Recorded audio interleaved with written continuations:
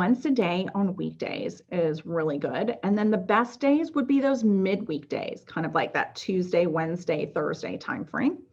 In here, 10 to 11 local time tends to be really strong.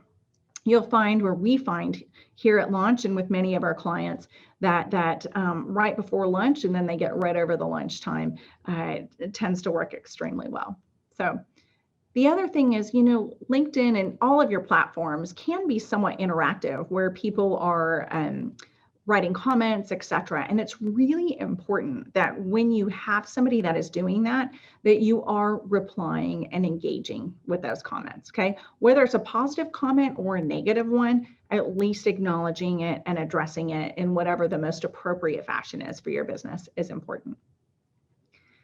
Now, when you think about LinkedIn and the content or what you want to post here, lean it more towards your decision maker audience. So whether it is mid-level folks or executive level folks, it's the decision makers who will tend to be on LinkedIn, and that's really how you'd want to utilize and target this platform.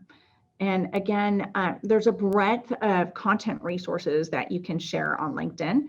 Might be blog posts or industry news or research. It could be company updates like an award won or a new product release, as an example. Could also be more educational, so quick tips or even a more in-depth kind of how-to list or list of things like a top 10 or best practices. I mean, you can really kind of go on and on here. But the big thing is, again, make it valuable, interesting, and engaging for your audience.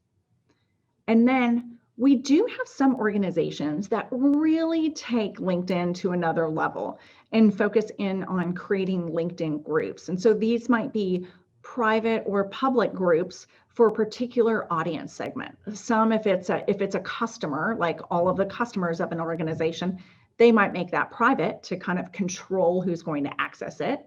Or if it's used for marketing purposes, it might be a profile of all the prospective target audience that they're going after. We have a client in kind of the project portfolio management space. And so they have a public LinkedIn group that targets project managers, because that's their target audience. And so anyways, best practices for you would be, if you take this approach, if it's relevant for your business, be sure to make it public unless there is some compelling reason why it needs to be private. Ensure that all of kind of the message templates are filled out, which gives the details about what the group is about and the value of being there. And then also be sure to include some of your search engine optimized words in your description so that people can kind of find your group. And that's a little bit best practices on the setup side. And then, of course, there could be a host of best practices on how to run an effective LinkedIn group. But really, it requires energy, thoughtfulness, management, and communication.